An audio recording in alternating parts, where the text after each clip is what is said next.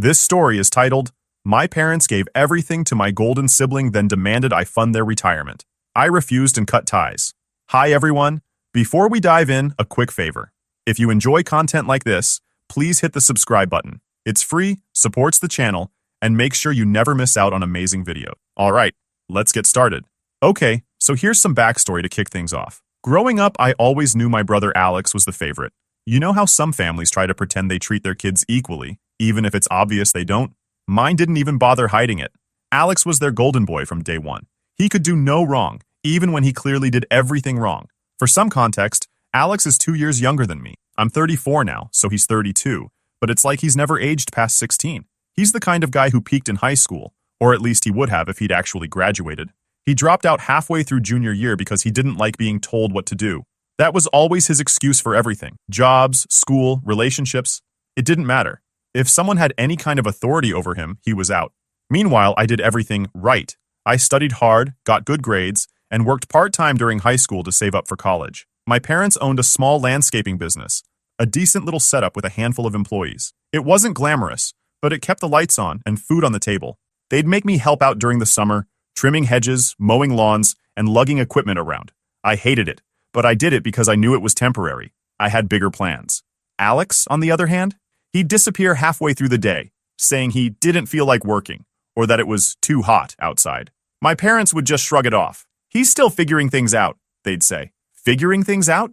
He wasn't even trying. After high school, things only got worse. While I was working 2 part-time jobs and taking night classes to get my degree, Alex was bouncing between temp gigs and living at home rent-free. He'd get hired at some retail job or delivery service, and within weeks he'd quit or get fired because he didn't like being bossed around. It got to the point where my parents stopped asking what happened when he came home unemployed again.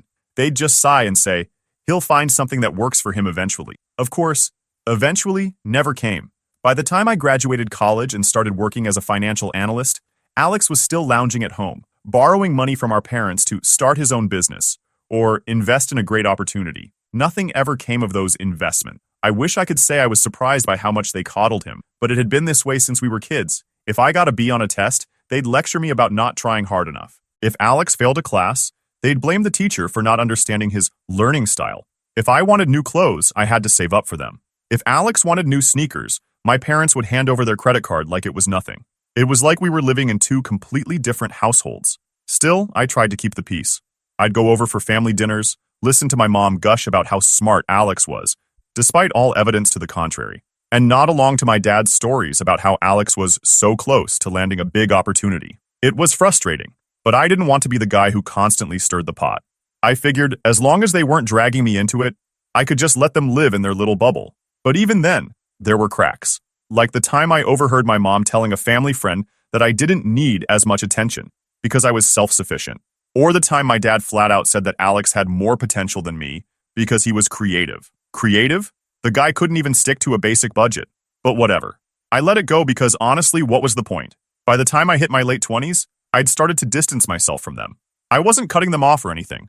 I just had my own life. I'd bought a modest little house, built up some savings, and was starting to feel like all my hard work was finally paying off. Meanwhile, Alex was still living at home, mooching off our parents and complaining about how hard life was. The crazy part? My parents were fine with it. They even defended it. He's just taking some time to find his path, my mom would say. Not everyone figures it out right away. Sure, Mom. He's been figuring it out for over a decade now. But again, I kept my mouth shut. It wasn't worth the fight. Looking back, I think a part of me always knew where this was heading. My parents' favoritism wasn't just about emotional support. I just didn't realize how far they'd take it until last year. That's when everything came crashing down. To give you some backstory, family dinners with my parents were something I endured, not something I looked forward to. Growing up, I'd learned that skipping one wasn't worth the guilt trip that followed. So, once every couple of weeks, I'd head over to their place, make small talk, eat whatever my mom made, and remind myself that this was just part of being a good son. Dinners followed the same routine every time. My mom would call me earlier in the day to remind me to come, even though I'd never actually forgotten. I'd show up, greet my dad, who was usually sitting in his recliner watching sports or some old action movie, and then chat with my mom while she finished cooking. Alex was almost always already there, sitting at the table or on the couch, scrolling through his phone like he had absolutely nothing better to do. Which, to be fair, he probably didn't. The food was always solid. My mom was a great cook, But it didn't make up for the awkward conversation. Most of the time, they'd start off harmless enough. My dad would complain about traffic or the weather, and my mom would give me updates about random people I barely remembered from childhood. But no matter where the conversation started, it always found its way back to Alex. Alex has been so busy with the business, my mom would say, like she was trying to convince herself as much as me. Yeah, he's been coming up with some great ideas, my dad would add, nodding like they were talking about some kind of entrepreneurial genius. I'd just sit there, chewing my food and pretending to be interested. I knew better than to argue. No matter how much evidence there was to the contrary, my parents were fully committed to the idea that Alex was turning things around. Once, I made the mistake of asking for specifics. What kind of ideas? I asked, genuinely curious about what Alex could possibly be contributing. Well, my mom started, glancing at Alex, who was suddenly way too interested in his plate. He's been talking about expanding into commercial contracts. You know, office parks, malls, bigger projects. Right, Alex mumbled, not looking up. That's ambitious, I said carefully. I wanted to ask how they planned to pull that off when Alex couldn't even show up to residential jobs on time, but I bit my tongue. Every once in a while, my parents would try to drag me into the conversation. You're good with numbers, Daniel, my dad said one night, out of nowhere. You should take a look at the books sometime. Maybe give Alex some pointers. Dad, I don't think that's a good idea, I replied. Why not? You could help him out. Your family. I glanced at Alex, who was still glued to his phone, and shook my head. I've got my own job to worry about. Besides, Alex seems to have it under control. That shut my dad up, but I could tell he wasn't happy about it. The thing about these dinners was that they weren't just about eating together. They were about keeping up appearances. My parents wanted me there because it made everything seem normal, like we were this big, happy family. But the reality was far from it. Alex barely acknowledged me most of the time, and when he did, it was usually to make some snarky comment about how I thought I was better than him, because I had a degree and a steady job. My parents, of course, never called him out on it. They'd just sit there, pretending not to notice, or worse, laugh along like he was being funny. One time I brought up something about my work, a project I'd been proud of, and Alex immediately jumped in with, "Must be nice sitting at a desk all day while other people do the real work." I stared at him, trying to decide if it was even worth responding. "Yeah, Alex," I said finally, "sitting at a desk is exhausting. You should try it sometime." My dad cleared his throat, and my mom quickly changed the subject. "Alex has been thinking about hiring more people for the business," she said, as if that was some kind of groundbreaking news. "Really?" I asked, raising an eyebrow. "Well, not yet," Alex cut in. "It's just an idea for now." I wanted to laugh. Of course, it was just an idea. Everything with Alex was just an idea. After dinner, we'd usually sit in the living room for a bit. Alex would sprawl out on the couch, looking bored. I'd sit there, sipping my coffee, counting down the minutes until it was socially acceptable to leave. It wasn't that I hated my family. I didn't. But being there felt like stepping into a time machine. No matter how much my life had changed, nothing about that house or the people in it ever seemed to evolve. It was the same conversations, the same dynamics, the same expectations. They still saw me as the responsible one, the one who didn't need help, the one who could always figure things out on his own. And Alex? He was still the golden boy who needed all their attention and support, no matter how little he deserved it. By the time I left, I always felt drained. It was like the house sucked all the energy out of me. I'd get in my car, crank up the radio, and take a deep breath, reminding myself that I didn't have to live in that world anymore. But no matter how far I distanced myself, I knew I'd be back in a couple of weeks, sitting at that same table, listening to the same conversations, and pretending everything was fine. So, it was supposed to be just another Sunday dinner. I didn't expect much. Same bland conversations, same forced family bonding. I figured I'd show up, eat my mom's lasagna, endure an hour or two of Alex's smirking and my dad's grumbling about the state of the economy, and head home. Easy enough, right? But this time was different. The atmosphere felt weird from the moment I walked in. My mom was unusually fidgety, and my dad was sitting at the table instead of his usual spot in the recliner. Even Alex looked uncomfortable, which was rare since he usually parked himself in front of the TV like he owned the place. "Hey, what's going on?" I asked, dropping my keys on the counter. "Nothing, nothing," my mom said quickly, her voice a little too high-pitched to be convincing. "Dinner's almost ready. Go ahead and sit down." I frowned but did as she said, taking my usual seat at the table. My dad cleared his throat and glanced at my mom, who gave him a little nod. Alex, sitting across from me, was suddenly very interested in his phone. "All right," my dad said, his tone more serious than usual. "We've got something to talk about." Here we go, I thought. I had no idea what was coming, but it couldn't be good. My dad didn't do serious talks unless he was about to complain about something or deliver bad news. "We've been thinking a lot about the future," he continued, his hands clasped on the table like he was about to deliver a corporate presentation. Your mom and I aren't getting any younger, and we want to make sure everything's in order. Okay, I said slowly, glancing between them. My mom jumped in. You know, the business, the house, our savings. We've been trying to figure out the best way to transition things. Transition? That word immediately set off alarm bells in my head. They'd never talked about this kind of stuff before. At least, not with me. I figured they had some kind of vague retirement plan, but I'd never pressed them on it because, frankly, it wasn't my business. My dad nodded. We've made a decision. We're going to start stepping back from the business, and we've decided to put everything in Alex's name. I blinked. Everything.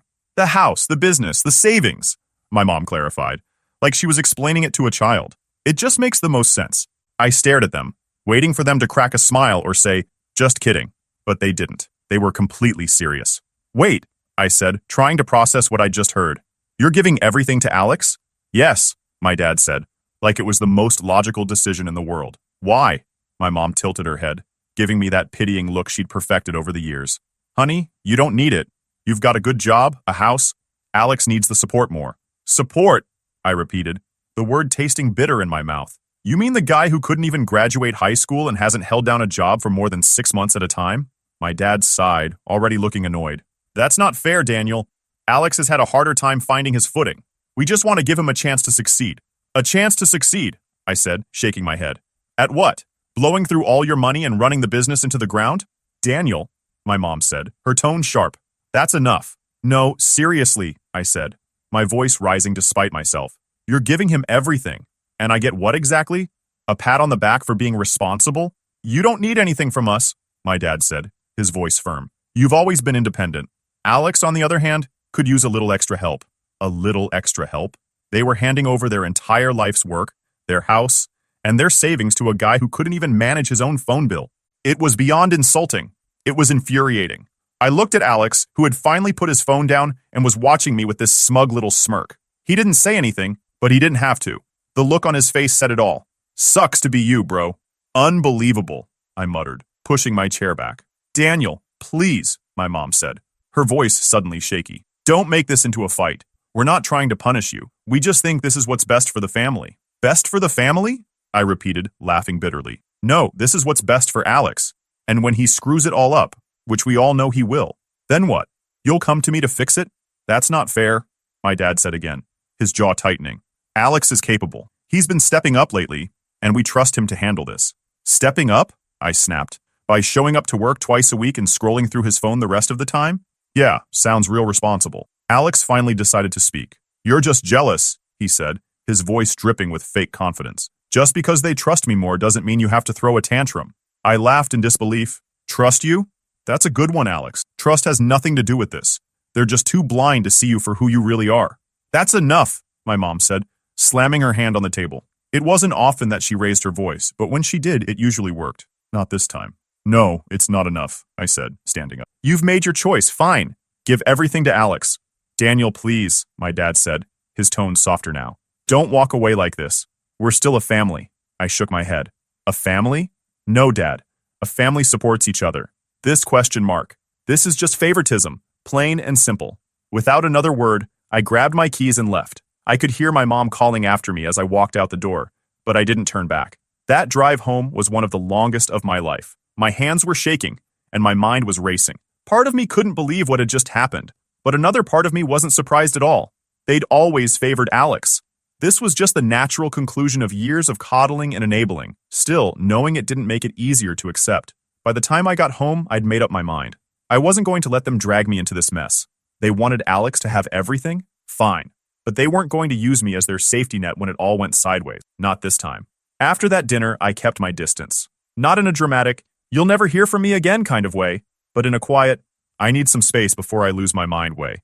I didn't block their numbers or anything, but I wasn't answering their calls either. They didn't try that hard to reach out, so I figured we were all okay with the silence. In the first few weeks, it was almost peaceful. No forced small talk, no sitting through another round of Alex is so great stories. I had my evenings back to myself and my weekends free of the emotional drain that came with visiting them. But that peace came with a side of frustration. I kept asking myself the same questions. How could they not see how unfair this is? Do they really think Alex is capable of running a business? What's going to happen when it all falls apart? I wanted to let it go, but the anger just sat there, simmering beneath the surface. It wasn't just about the business or the house or even the money. It was about the principal. They'd spent my whole life treating Alex like he was the center of the universe, and now they'd taken it to the extreme. They didn't just play favorites. They handed him their entire legacy on a silver platter and didn't even pretend to include me in the decision. A few weeks later, I got an unexpected update on the situation. I was grabbing coffee with an old friend from high school, Mike, who still lived in the area. We were catching up when he brought up my parents' business. "Hey, how's the landscaping company doing?" he asked, stirring his coffee. "I heard Alex is running it now."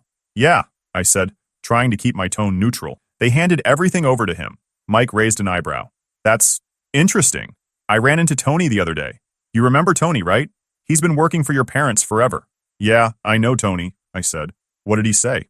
Mike leaned in a little, like he was about to share some juicy gossip. "Apparently, things aren't going great. Tony said Alex has been making some, questionable decisions, taking on jobs they can't handle, underpaying the crew, stuff like that." I sighed. "Figures. He's never been good at thinking things through." Mike nodded. "Tony said your dad's still handling a lot of the day-to-day stuff, but it's clear Alex is in over his head." "Sounds about right," I muttered. "Man, that sucks," Mike said. "Your parents worked so hard to build that business." "Yeah," I said, feeling the frustration bubble up again. "And now they're letting Alex run it into the ground." Hearing that confirmed what I'd already suspected. Alex wasn't capable of running a business, and my parents were too blinded by their favoritism to admit it. But as much as it annoyed me, I wasn't about to step in. The business had been my parents' pride and joy for decades. They'd poured their blood, sweat, and tears into it, and now they were watching Alex fumble his way through. Part of me wanted to call them and say, "I told you so." But another part of me just felt sad. Not for them, but for the business, and all the employees who were probably scrambling to keep things afloat. After that conversation, I decided to keep my distance even more. But it didn't take long for the cracks to start showing. A few weeks later, I got a voicemail from my mom. Her tone was light, but I could hear the underlying tension. "Hi, honey, it's Mom. Just checking in to see how you're doing. Give me a call when you have a chance. Love you." I didn't call her back. Not because I didn't care, but because I knew exactly what she wanted to talk about. In the weeks that followed, I got a few more voicemails and texts from my mom, all with the same cheerful tone masking what I knew was desperation. Alex, of course, didn't reach out. Why would he? He was probably still riding high on the illusion that he was the big boss, even as everything crumbled around him. For the first time in my life, I felt completely disconnected from my family. And you know what? It wasn't as bad as I thought it would be. I didn't miss the drama. I didn't miss the constant feeling of being second best. I didn't miss the weight of their expectations pressing down on me. After weeks of ignoring their calls and texts, I thought maybe, just maybe, they'd finally gotten the hint. But my parents were persistent, especially when it came to cleaning up Alex's messes. The next escalation came when my mom sent me a long, rambling email. "Daniel," it began, "I know you're upset, but we're really struggling right now. Alex has been under so much pressure, and things just haven't worked out the way we hoped. He's trying his best, but it's a lot for him to handle. Your dad and I are doing what we can, but we're stretched thin. Can you please just talk to us? We need your advice. We need you." I wasn't the one who had put them in this position. They had chosen Alex, given him everything, without so much as a conversation with me. And now, when things were falling apart, they expected me to swoop in and save the day? That wasn't my job. A few days later, I ran into one of their former employees, Jeff, at the post office. Jeff had worked for my parents for years, but he'd left the company not long after Alex took over. "Hey, Daniel," he said, spotting me in line. "Got a second?" I nodded, bracing myself for whatever he was about to say. "You heard what's been going on with the business?" he asked, lowering his voice a little. "Bits and pieces," I said. "What's the latest?" Jeff shook his head. "Man, it's bad. Alex has no clue what he's doing. He's been taking on jobs that are way too big for the crew to handle, and he's underpricing everything just to get work. They're barely breaking even on most projects." "Sounds about right," I said, keeping my tone neutral. "And that's not even the worst of it," Jeff continued. "He's been butting heads with everyone. Good guys, too. People who've been loyal to your parents for years. A lot of them have quit. It's a skeleton crew now." "Why am I not surprised?" I muttered. Jeff nodded. "I hate to say it, but I don't think the company's going to last much longer if things keep going like this." Later that evening, I got another call from my mom. This time, I answered. "Daniel," she said, her voice equal parts relief and frustration. "I've been trying to reach you for weeks. Why haven't you called us back?" "Because I know what you're going to ask me, and the answer is still no," I said, cutting straight to the point. "Daniel, please," she said, her voice cracking. "We're in a really tough spot. Alex is struggling, and we don't know what to do. The business is falling apart. I'm sorry to hear that," I said, though my tone probably made it clear I wasn't all that sorry. "You have to understand," she continued, ignoring my lack of enthusiasm. We just wanted to give Alex a chance. We thought he'd grow into the role. Well, he didn't, I said bluntly. And now you're dealing with the consequences of that decision. It's not like that. It's exactly like that, I interrupted. I'm not doing it, Mom. I'm done. She didn't say anything for a moment, and I could hear her trying to hold back tears. Finally, she said, I just wish you'd understand. We love you both, Daniel. We never meant to make you feel like you weren't important. You didn't mean to, I said, shaking my head. But you did. Over the next few weeks, I started hearing from other people, relatives, family friends, even some old neighbors. Apparently, my parents had been telling everyone who'd listen about how difficult things were and how I was refusing to help. One of my aunts called me, launching straight into a guilt trip. Daniel, what's wrong with you? She said, her tone sharp. Your parents are struggling, and you're just sitting back and letting it happen? That's not how family works. They didn't know this would happen, she continued. They were just trying to do what was best for him, and now they need you. You're really going to turn your back on them? Yes, I said simply. What kind of son does that? She snapped. The kind who's tired of being treated like a backup plan, I replied before hanging up. Meanwhile, the situation with the business kept deteriorating. Alex, true to form, refused to take responsibility for any of it. According to the people I talked to, he blamed the employees, the clients, the economy, anything and everything except himself. My parents, of course, were still defending him. He's doing the best he can, my mom said in one voicemail. It's just a tough time for everyone. But it wasn't just a tough time. It was a disaster. The business was hemorrhaging money, and my parents were on the verge of losing everything. And even then, they couldn't admit they'd made a mistake. One Saturday morning, they came unannounced, just as I was settling into my usual weekend routine. A cup of coffee, a quiet house, and no immediate obligation. The knock at the door was sharp and deliberate. The kind of knock that tells you whoever's there isn't just dropping by for a friendly visit. I opened the door to find my parents standing on the porch. My dad was stiff, his expression a mix of irritation and exhaustion, while my mom was fidgeting with her purse strap, her lips pressed into a tight line. For a moment, I thought about shutting the door and pretending I wasn't home, but I knew they wouldn't leave without saying whatever they'd come to say.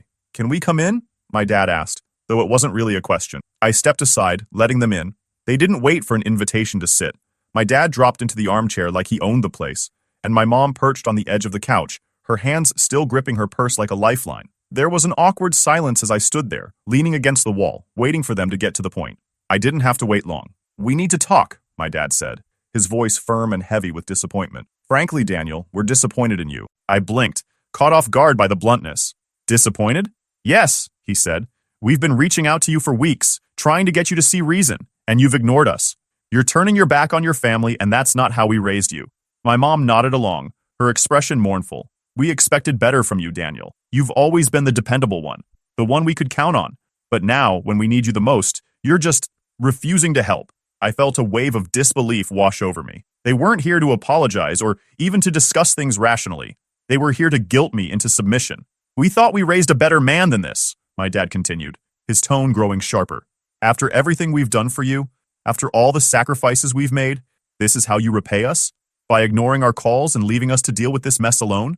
They went on, listing every supposed sacrifice they'd ever made for me, every time they'd been there for me. My mom brought up how they'd paid for my childhood activities, supported me through tough times, and given me a roof over my head.